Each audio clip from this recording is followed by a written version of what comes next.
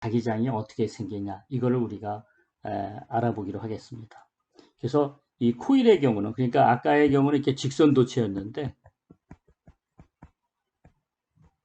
이제는 도체를 이렇게 구부려 가지고 이거를 이제 코일이라고 그러죠.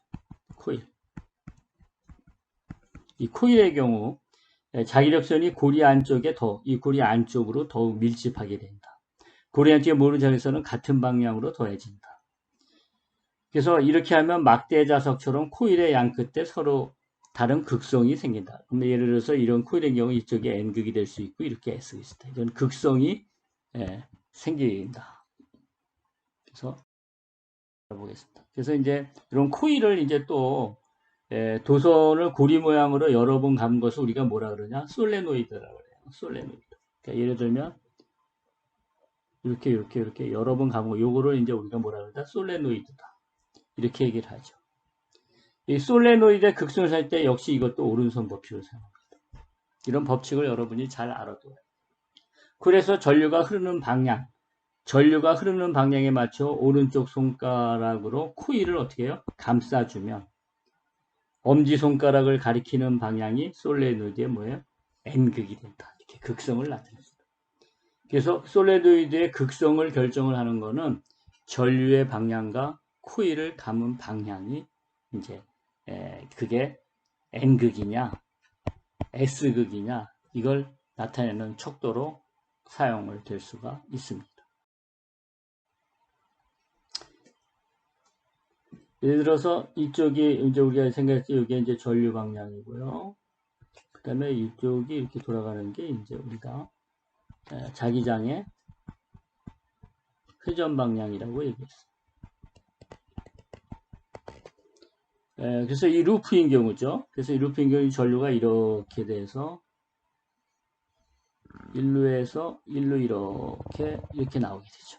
그래서 우선 이쪽을 보면은 여기 이제 1번이랑 2번을 보게 되면 1번에다가 전류 방향이 이러니까 이 오른손 법칙을 이제 적용을 시킵니다. 그래서 여러분이 하다 보면은 이쪽 안쪽 그러니까 여기 코일의 이쪽 바깥쪽이죠. 코일의 바깥쪽으로 이렇게 자기장이 생기는 걸 알 수 있고 이 전류를 이렇게 되면은 또 하게 되면 이 코일의 안쪽이죠. 이건 이쪽 부분이죠. 이쪽 안쪽이고 이쪽은 바깥쪽이고 이쪽은 안쪽이에요. 안쪽으로 역시 자기장이 이렇게 형성이 돼요. 방향. 그러니까 결과적으로 전체적으로 봤을 때는 이런 쪽으로 이렇게 자기장이 만들어지는 걸 알 수가 있습니다. 그러니까 이런 쪽으로 자기장이 만들어지니까 우리가 진함체를 나침반을 놨을 때에 이 자기장이 이런 방향이니까 이쪽이 무슨 극이 돼요?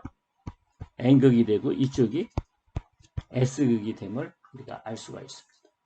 이거 역시 여러분이 손 가지고 여러분의 오른손 가지고 연습을 해서 이거를 확인 작업을 맞출 수 있어야지 됩니다. 그래서 이제 코일의 경우 본다면은 이제 코일의 극성이죠. 코일의 극성이라면 이런 코일이 있다 그러면 이쪽으로 이제 전류를 이렇게 흘려주니까 전류의 흐름 방향이죠.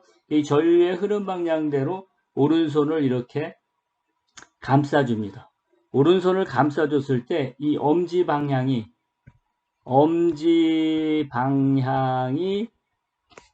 무슨 극이 된다? N극이 된다. 엄지 방향이 N극이 된다. 이거 역시 오른손 법칙으로 볼 수 있죠.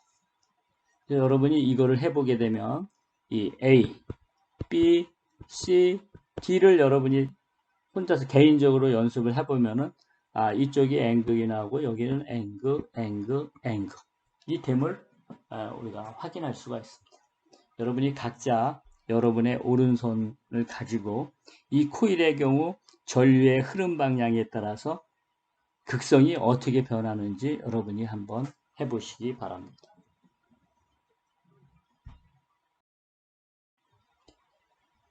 역시 이거 코일의 극성이죠. 그래서 이 지금 코일의 경우 이렇게 전류가 흐를 적에 이렇게 보게 된다 그러면은 이쪽에 오른쪽이 있으니까 그 자기장이 이쪽에서 이쪽으로 가기 때문에 여기가 무슨 극이 된다? N극이 되고 이쪽이 S극.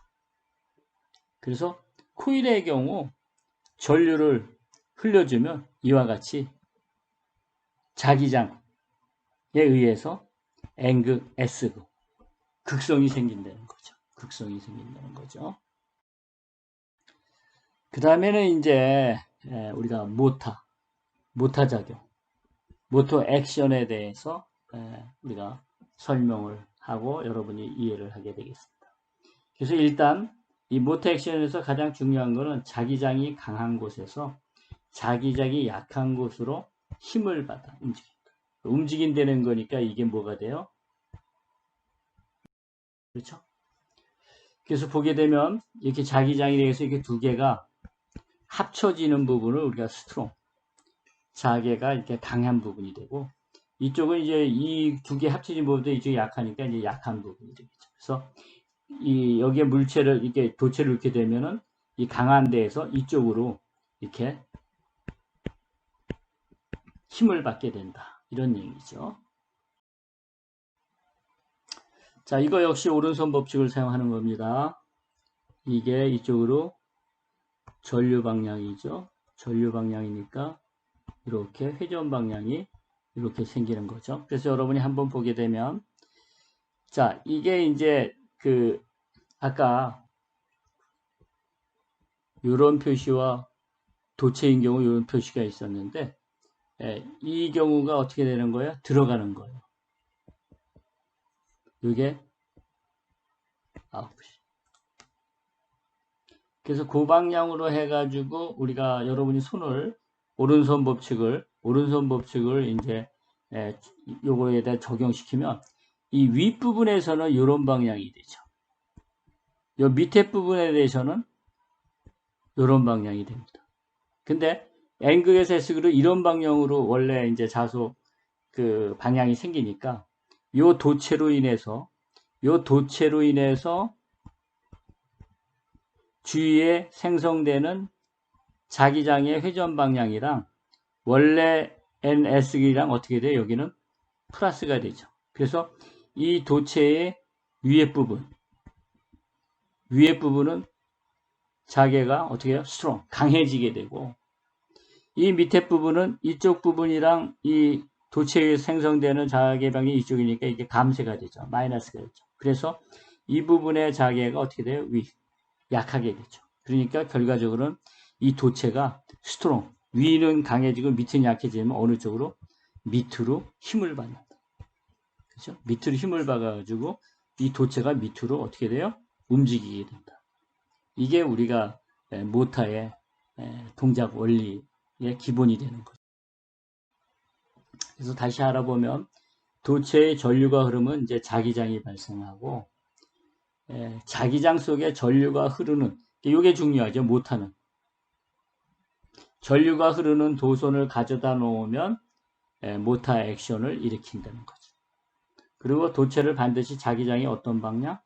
수직 방향으로 놓아야지만 움직임이 나오게 됩니다. 자, 이거 역시 마찬가지입니다. 여기에서 이제 자석이 N극 S극이니까 자석이 이제 이런 방향으로 생기고, 이 컨덕터가 여기 두 개 있는데 이미 여기에 전류가 흘렀다는, 일렉트론이 일로 흘렀다는 건 지금 전류가 어디로 흐르는 거예요? 전류가 이렇게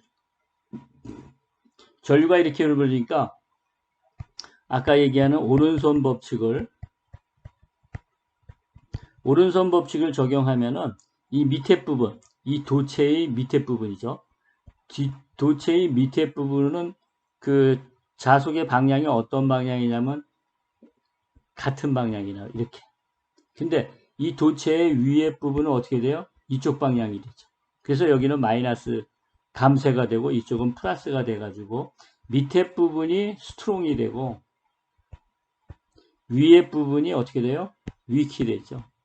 그러니까 힘을 아래에서 위로 받게 되니까 위쪽으로 이렇게 움직인다. 그래서 이 모터 액션은 우리가 여러분이 뭐 고등학교 때 물리 시간에 배웠고 대학교 1학년에 물리 시간에 배웠지만 플레밍의 왼손 법칙을 따르게 되죠. 그래서 NS 자기장의 방향, 그죠? 그 다음에 전류 방향, 그럴 때 힘이 위로 받는다. 그래서 우리가 모타 액션의 경우는 플레밍의 왼손 법칙을 적용시킨다. 이 경우 여러분이 A번, B번을 이 도체의 전류가 흐르는 방향에 따라서 위에 부분이 힘을 받는지 밑에 부분이 위에 부분이 스트롱인지 밑에 부분이 스트롱인지 이 스트롱과 그러니까 자석의 자기장에 스트롱한 부분과 위크되는 이 부분만 딸리면 스트롱에서 위크로 포스가 작용한다. 이걸 우리가 알 수가 있습니다. 토크는 이제 회전을 일으키는 힘이고요. 루프 모형의 도선의 전류, 루프 모형이죠. 직선이 아니라 고리에서 서로 마주보게 되는 부분에 서로 반대 방향의 전류가 흘리게 되죠. 이 도선을 외부 자기장 속에 갖다 놓으면 외부 자기장인 게 NS극이죠. 그죠? NS극. 에 갖다 놓으면 고리의 한쪽 뼈는 위쪽 방향으로, 다른 쪽 뼈는 아래로 힘을 봐서 이제 토크가 발생하죠. 그래서 우리가 이 토크를 전기 모터가 회전하는 기본 원리라고 얘기를 합니다. 예를 들어서 지금 이게 이제 루프입니다. 그죠? 이게 루프 코일이에요. 이렇게 생긴 게.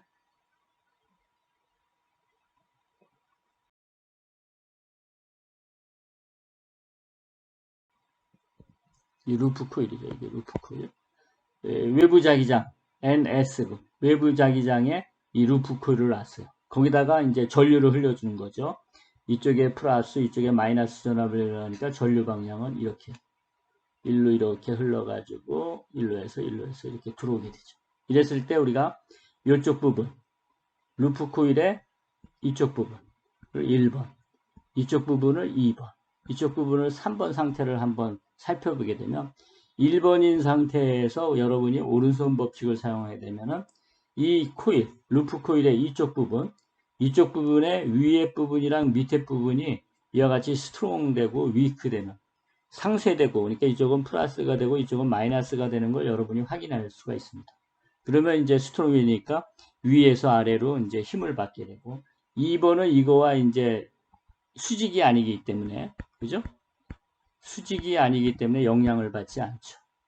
근데 이쪽 부분, 이쪽 부분에서는 전류가 이렇게 흐르니까 이쪽에 이제 오른손 법칙 이걸 사용합니다. 이게 여기가 전류고, 역시 마찬가지죠. 이런 방향으로 생기는 거. 이렇게 오른손 법칙을 사용하게 되면 위에 부분이 약하게 되고 아래 부분이 강하게 됩니다. 그래서 폴스가 위로 흐르게 되죠. 그래서 이쪽은 위로 가려 그러고 이쪽에서는 밑으로 내려가려니까 무슨 방향으로? 루플이 시계 반대 방향으로 회전을 하게 돼요. 그래서 모터가 돌아가게 됩니다. 이걸 우리가 모터 액션이다. 여러분이 꼭 여러분의 오른손을 가지고 어느 부분이 스트롱하게 나오고 어떤 부분이 위크돼서 어느 쪽으로 힘을 받는지 여러분이 반드시 혼자 해보시기 바랍니다. 이 14-8절부터 이제 발전기의 원리입니다. 발전기. 지금까지는 이제 모터의 원리에 대해서 배웠지만 지금부터는 이제 발전기의 원리에 대해서. 그래서 이제 유도 전류가 만들어진다. 그래서 우리가 제너레이터 액션이라고 합니다. 발전기 전류입니다. 움직이는 도체가 자기장을 가로진. 이게 이제 뭐냐면 요겁니다. 자기장을 가로질러 지나면 전압이 유도된다. 이게 우리가 발전기의 원리입니다.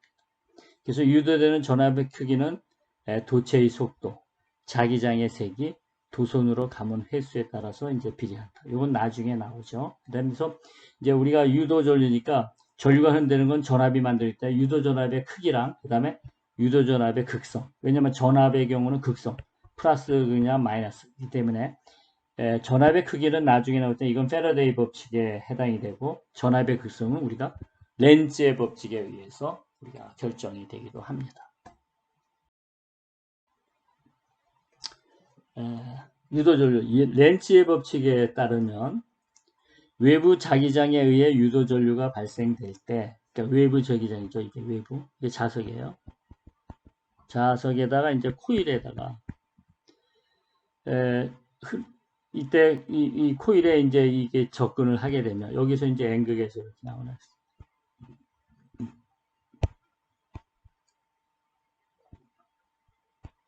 이런 걸 접근하게 되면 전류가 흐르는 방향, 그러니까 여기에 이제 유도 전류가 생기게 되죠. 이게 이제 전류가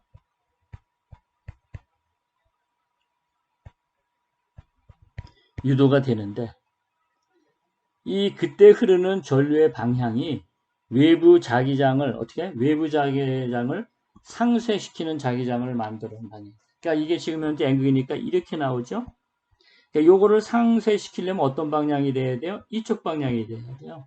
그죠? 자기장. 그러니까 여기가 무슨 극이 돼야 돼요? 여기 N극이 이쪽 방향이니까 이쪽도 N극이 이쪽 방향으로 돼야 된다. 이쪽 방향으로 나오는 쪽으로 전류가 이와 같이 흐르게 된다. 이게 우리가 얘기하는 무슨 법칙이에요? 렌츠의 법칙입니다.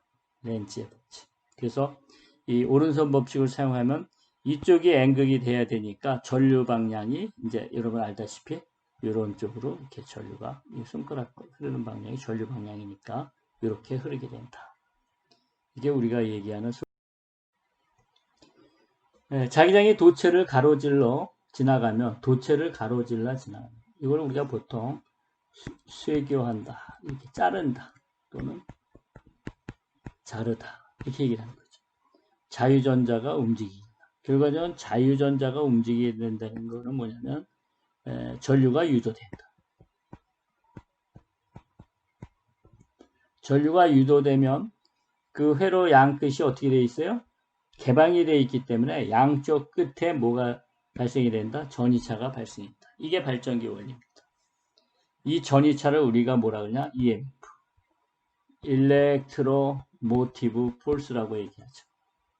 이것은 자기장을 이동시키는 데 사용된 에너지가 변환되어 생겨난 것이다. 코일의 가문수가 많을수록 유도 기전력은 커진다. 그 다음에 유도 기전력의 방향은 유도 전류가 흐르는 방향에 따라서 이제 정해지게 되죠.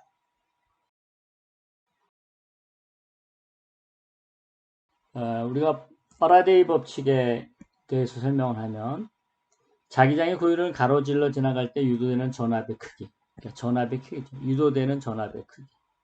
다음 세 가지 요인에 의해서 결정된다. 자기장의 세기, 코일의 가문수, 자기장의 이동속도가 크고 많고 속도가 빠를수록 유도전압의 크기는 증가한다.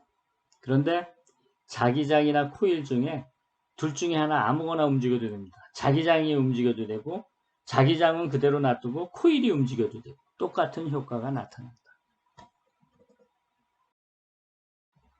이 지금 설명드린 패러데이 법칙을 이제 수식으로 끄지게 되면은 유도되는 전압, 유도전압이죠. 그죠?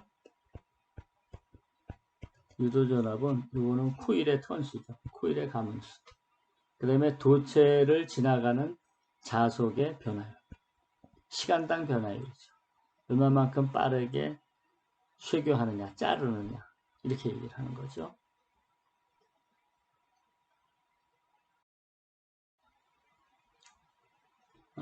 이거 전에 조금 렌즈의 법칙을 하는 거죠. 이렇게, 이 자석이 앵글에서 이렇게 자기장이 형성이 되어 있는데, 얘를 이렇게 접근하면 이쪽 방향으로 접근을 하기 때문에 요거를 감소시키는 이쪽 방향이 되어 있기 때문에 여기에 앵글이 형성이 되죠.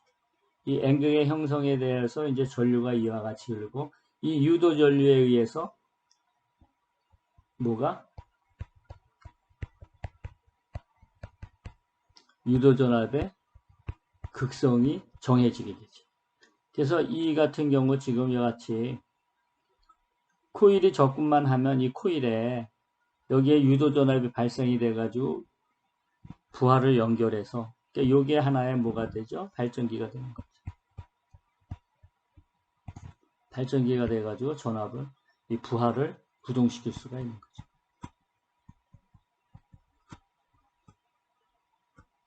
부하를 구동시킬 수 있다.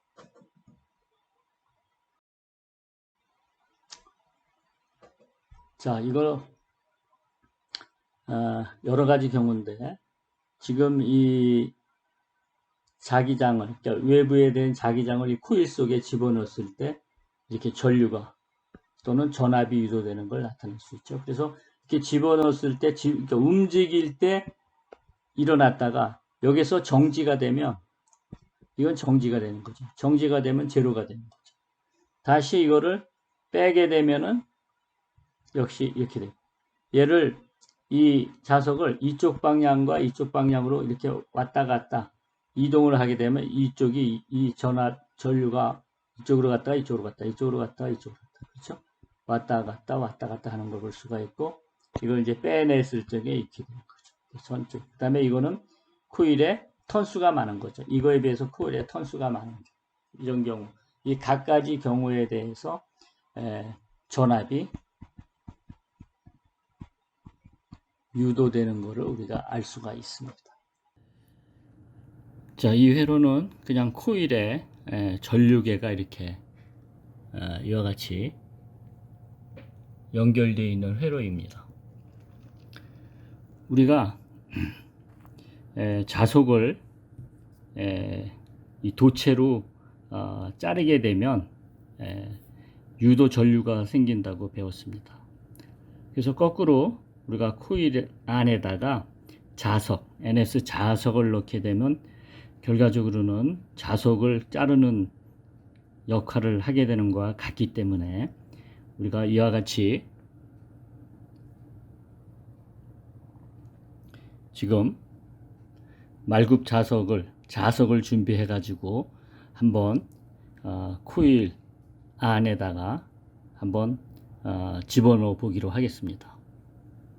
이와 같이 집어넣게 되면 그렇죠? 전류가 유도되는 것을 알 수 있습니다. 집어넣었다 뺐다 했을 적에 반대적으로 이와 같이 그렇죠? 전류가 유도되는 것을 우리가 알 수 있습니다. 그리고 이거를 빨리 하면 오히려 더 빠른 전류가 많은 전류가 흐르게 되죠. 그렇죠? 천천히 누르면은 이렇게 되지만 빠르게 누르게 되면 빠르게 세게 하면은 유도되는 전류가 더 커지는 것을 알 수 있고 그 다음에 이 자석 NS 그걸 우리가 반대로 해서 넣게 되면 반대 극성으로 생기는 것을 또 확인할 수 있습니다. 그렇죠? 아까와는 반대로 그렇죠? 아까와는 반대 방향으로 우리가 유도되는 전류를 우리가 알 수가 있습니다.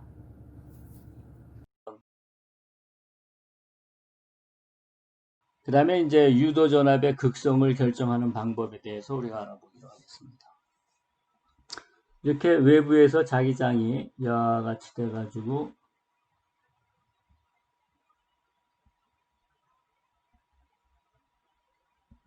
이런 자기장을 이제 이쪽으로 코일 쪽으로 접근을 하게 되면 조금 전에 설명드렸던 것처럼 이 자기장을 자기장의 이 방향을 반대하는 방향 이쪽 방향으로 생기려면 이쪽에 무슨 극? N극이 생기고 이 반대편에 S극이 생깁니다. 그러면 이제 이 오른손 법칙에 의해서 그렇죠? 오른손 법칙에 의해서 이 엄지 방향이 N극을 가리키니까 이 손가락 방향 나머지 손가락 방향이 무슨 방향이에요? 전류 방향이 됩니다. 전류 방향이기 때문에 전류가 이제 흐르는 방향을 우리가 이쪽에서 이쪽으로 이렇게 흐르는 걸 알 수가 있죠. 그래서 자석에 코일을 일단 집어넣으면 방해하는 방향으로 코일의 NS극이 형성이 되죠. 그래서 이제 오른손 법칙을 적용하면 A에서 B로 코일의 유도 전류가 발생합니다. A에서 B로. 그러면 전류가 A고 여기가 B니까 전류가 I가 1로 흘렀다는 거는 자유전자는 어디로 흘러요? B에서 A로 흘리게 되죠. 자유전자는 B에서 A로 흘러가지고 자유전자가 1로 다 여기 자유전자가 마이너스 이렇게 많이 모이게 되죠. 많이 모이게 되죠. 그래서 이거를 우리가 전자 과잉이라고 그러고 이쪽은 이제 전자가 없어지는 거죠. 이쪽은 전자가 공핍이 되죠. 전자가 B쪽에 공핍이 되죠. 그래서 이 전류가 흐름으로써 뭐가 이동한다? 자유전자가 이동을 하죠. 자유전자가 이동함으로써 A점과 B점의 극성이 결정이 되죠. 이게 무슨 극성? 마이너스 극성이 되고 이 공핍된 게 플러스 극성. 그래서 그런 전압의 극성이 이와 같이 마이너스 플러스가 어떻게 된다? 유도가 된다. 이것이 우리가 유도 전압의 극성을 결정하는 방법. 유도전압의 극성은 무슨 법칙? 렌츠의 법칙이죠. 그래서 이 렌츠의 법칙의 가정 원리는 또 뭐냐면 외부의 변화, 자기장을 어떤 하는 방향? 방해하는 방향이 된다.